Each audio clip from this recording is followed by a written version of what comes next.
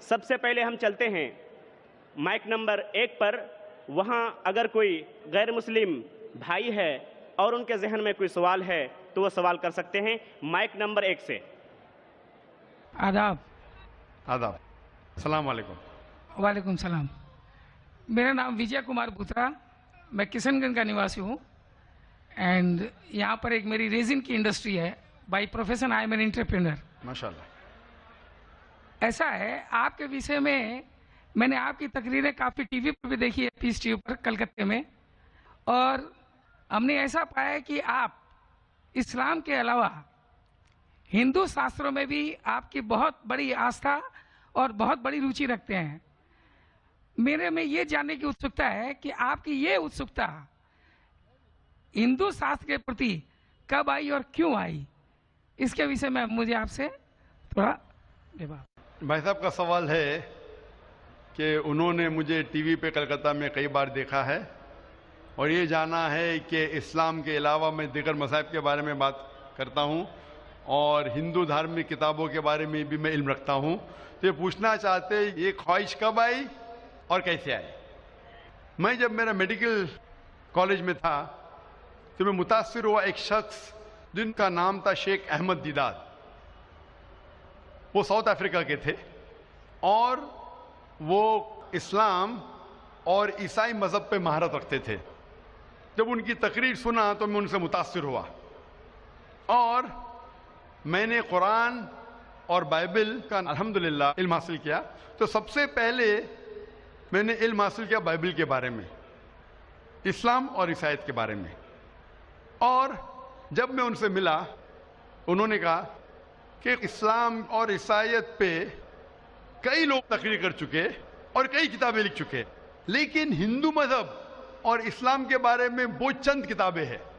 उन्होंने दरख्वास्त की कि बेटा ईसाईयत के अलावा दिगर मज़ाहिब के बारे में आप मुताला कीजिए और उनको भी पैगाम पहुंचाइए। और जब कुरान मजीद की मैंने आयत पढ़ी, कुरान मजीद में अल्लाह ताला ईश्वर कहते हैं सूरह अल इमरान में सूरह नंबर 3 आयत नंबर 64 में, तालौ इला कलिमतिन सवाइन बैना बैनकुम, आओ हम उस बात की तरफ जो आप और हम में यकसा है। सबसे पहली बात क्या है? अल्लाह नाबुदा इल्लल्लाह, कि हम सिर्फ एक ईश्वर की इबादत करें। वला नुश्रिका भी शैय्यन, कि हम आपस में किसी को शरीक न करें। वला यत्तखिज़ बादुन बादन अरबाबन मिनल्लाह, कि हम आपस में किसी को रब ना कहे। फ़इन तवल्लो, अगर वो ना माने, फ़क़ुलू अशहदु बिअन्ना मुस्लिमून, आप शहादत दो कि आप मुस्लिम हैं। तो जब मैंने कुरान मजीद की आयत पढ़ी जिसमें लिखा है कि जब भी आप गैरों से बात करते हैं तो उस बात की तरफ आओ जो उनमें और हम में यकसा है, और मजहबी किताब में यकसानियत भी है, डिफरेंसेस भी है। तो मैं कहता हूं कि कम से कम यकसानियत के ऊपर तो हम अमल करें, जो डिफरेंसेस है वो कल डिस्कस करेंगे। डिफरेंसेस तो है, मैं ये नहीं कहता डिफरेंसेस नहीं है, लेकिन जो यकसानियत है, जो आपकी किताब धार्मिक किताब और हमारी किताब में यकसा है, तो कम से कम उसके ऊपर तो अमल करें। तो ये सोच लेके शेख दीदार से मुतासिर होके और कुरान मजीद की आयत सूरह नंबर 3 आयत नंबर 64 जब मैं मेडिकल कॉलेज में था मैंने शुरू किया ये मेरा मिशन। और फिर मैंने तहकीक करने लगा। ईसाईयत मज़हब का तो इतने अच्छे से मुताला किया था शेख अहमद दीदाद ने कि मुझे ज़्यादा तहकीक करने की ज़रूरत नहीं पड़ी, लेकिन मैंने तहकीक शुरू किया हिंदू मज़हब के बारे में। फिर मैंने हिंदू विद्वान की स्कॉलर्स की किताबें पढ़ने लगी और ढूंढने लगा क्या यकसा है। लेकिन कुरान मजीद में कहा गया है कि सबसे पहली बात है अल्लाह नाबुदा इल्लल्लाह, कि हम सिर्फ एक ईश्वर, एक भगवान, एक अल्लाह की इबादत करें। तो जब कुरान मजीद में लिखा है कि यकसानियत में सबसे अहम है कि एक खुदा, तो मैं ढूंढने लगा कि हिंदू मजहब की किताब में खुदा के बारे में क्या लिखा है। जब पढ़ने लगा तो मुख्तलिफ किताबें थे, मुख्तलिफ स्कॉलर्स थे। मुख्तलिफ स्कॉलर्स को पढ़ने के बाद पता चला कि एक होता है कि मजहब को जानना किताबों के जरिए और एक मजहब के मानने वालों के जरिए। कभी भी मजहब को जानने के लिए मजहब के मानने वालों को मत देखो, हो सकता है वो मानने वाले खुद नहीं जानते कि उनका मजहब क्या कहता है। तो मजहब को जानने के लिए सबसे बेहतरीन तरीका है कि मजहब की किताबों का मुताला करें। तो मैंने हिंदू मजहब की किताबों का मुताला करना शुरू किया, वेद का, उपनिषद का, भगवत गीता का, रामायण का, महाभारत का। जब मुताला करने लगा तो आम तौर पे जब हम पूछते हैं हिंदू से, सबसे पहली बात कि हम एक ही ईश्वर में माने। आम हिंदू से पूछते हैं कि कितने भगवान में आप मानते हैं, तो कुछ हिंदू कहेंगे 3, कुछ कहेंगे 100, कुछ कहेंगे 1000, कुछ कहेंगे 33 करोड़। लेकिन अगर आप एक विद्वान हिंदू से पूछेंगे जो अपने हिंदू मजहब का मुताला कर चुका है, मजहबी किताबों का मुताला कर चुका है, वेद पढ़ चुका है, तो वो कहेगा कि हिंदुओं को सिर्फ एक खुदा में मानना चाहिए। लेकिन आम हिंदू मानता है फिलॉसफी जिसे कहते हैं पैंथियज्म। आम हिंदू कहता है कि सब कुछ खुदा है, पेड़ खुदा है, चांद खुदा है, सूरज खुदा है, इंसान खुदा है, सांप खुदा है। हम मुसलमान कहते हैं सब कुछ खुदा का है, पेड़ खुदा का है, चांद खुदा का है, सूरज खुदा का है, इंसान खुदा का है, सांप खुदा का है। तो ये अहम फर्क है आम हिंदू और आम मुसलमान में। आम हिंदू कहता है सब कुछ खुदा है, हम मुसलमान कहते हैं सब कुछ खुदा का है। तो ये फर्क है सिर्फ का। अगर ये का के फर्क को मिटा ले तो हम हिंदू और मुसलमान एक हो जाएंगे। कैसा करना चाहिए? तालाविला कलिमतिन सवाइम बैना बैनकुम, आओ उस बात की तरफ जो आप और हम में यकसा है। तो जब मैं हिंदू मजहब की किताबों का मुताला करने लगा तो एक अहम किताब का नाम है उपनिषद।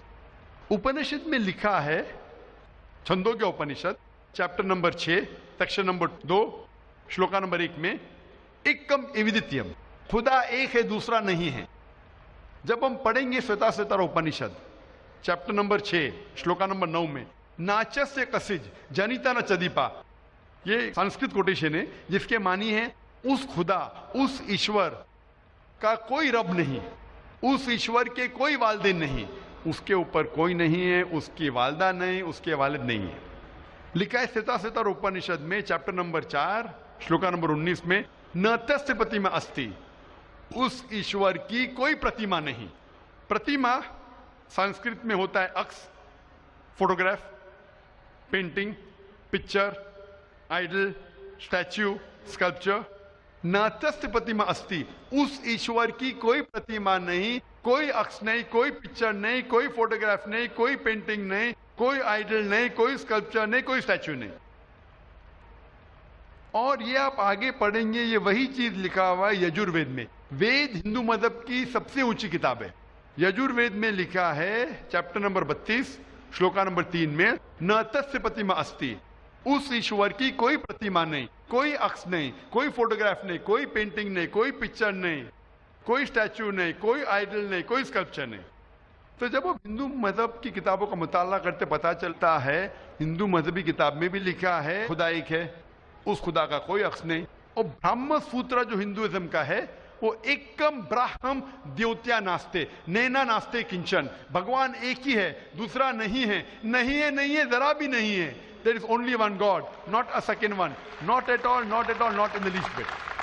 तो इस जरिए से मेरा मुताला शुरू हुआ। सबसे पहले तहकीक करने लगा मैं कि हिंदू मजहब की किताब में ईश्वर का क्या जिक्र है, भगवान का क्या जिक्र है। और पता चला जिस तरीके से कुरान मजीद में लिखा है खुदा एक है, वही लिखा है हिंदू मजहबी किताब में। जिस तरीके कुरान में लिखा है उसका कोई अक्स नहीं, वही लिखा है हिंदू मजहब में। जिस तरीके से कुरान मजीद में लिखा है ना वो किसी से जना है ना किसी को जनता है, वही चीज लिखी हिंदू मजहबी किताब में। तो मैंने कहा जो यकसा है तो इसके ऊपर अमल क्यों ना करे। तो इस तरीके से मेरी तहकीक शुरू हुई और आस्ते आस्ते तहकीक के बाद पता चला कि हिंदू मजहब में भी लिखा हुआ है कि अवतार आने वाले हैं। अवतार लोग समझते हैं कि भगवान एक इंसान का रूप लेता है, ये एक मानी है, लेकिन सही मानी है संस्कृत में मतलब भगवान खुद नहीं, भगवान किसी को भेजता है। तो अवतार के सही मानी है जैसे हम कहते हैं पैगंबर।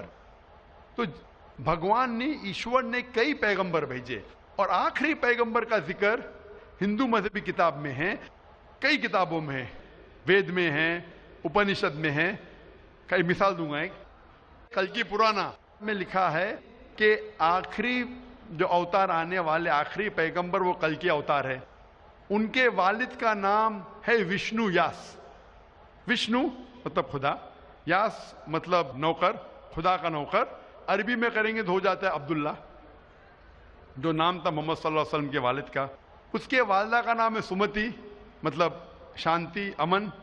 अरबी में हो जाता है आमिना, जो मोहम्मद सल्लल्लाहु अलैहि वसल्लम के वालिदा का नाम था। इसमें लिखा है कि इन्हें वही आएंगी एक केव में, एक गारे में, जो मोहम्मद सल्लल्लाहु अलैहि वसल्लम गारे हिरा में आई थी। उन्हें वही आएंगी रात के वक्त। वो बाद में जाएंगे नॉर्थवर्ड और फिर वापस आएंगे। मोहम्मद सल्लल्लाहु अलैहि वसल्लम ने हिजरत की थी, मदीना की तरफ वापस आए। उनके 4 करीब दोस्त होंगे, इसमें 4 खुलफा राशिदीन है। इस तरीके से डिटेल में लिखा गया है आखिरी पैगंबर, जो आखिरी अवतार जो आने वाले मोहम्मद सल्लल्लाहु अलैहि वसल्लम। तो मैं कहता हूं हिंदुओं से कि आप अपनी हिंदू किताब का मुताला कीजिए और हम हिंदू और मुसलमान एक हो जाएंगे। तो इस तरीके से मेरे तहकीक शुरू हुई और मैं दुनिया भर में कोशिश करता हूं अमन का पैगाम लोगों तक पहुंचाए। या भाई साहब, आपने जो उपनिषदों का वर्णन किया है उसके साथ में एक लाइन और जोड़ता हूं, जहां पर यही लिखा हुआ है कि ईश्वर एक ही है। वो हमारी श्रीमद् भगवद गीता है, जिसे हम श्रीमद् भगवान की वाणी या ईश्वर की वाणी कहते हैं। उसके चैप्टर नंबर 18 श्लोक नंबर 66 में है, अनन्या सर्व धर्मान परित्यज्यम मामे कम शरणम प्रजा अहम त्वाम सर्व पापेभ्यो मोक्षयिष्यामि मा शुचा। उसमें भी एक ही ईश्वर की ओर इंगित किया गया। तो आप जो कह रहे हैं एकदम सही और एकदम यथार्थ है कि हमारे हिंदू में एक ही ईश्वर की है, बाकी रूप हमने अनेक मान लिया है। ये एक आस्था का विषय हो जाता है, साकार रूप निराकार रूप वो अलग है, लेकिन ईश्वर को हमारे यहाँ भी आपने एकदम ठीक फरमाया है। गीता भी हमारी यही कहती है। धन्यवाद आपको बहुत बहुत। जज़ाकल्लाह शुक्र। हजारों साल नरगिस अपनी बेनूरी पे रोती है, हजारों साल नरगिस अपनी बेनूरी पे रोती है, बड़ी मुश्किल से होता है चमन में दीदवर पैदा।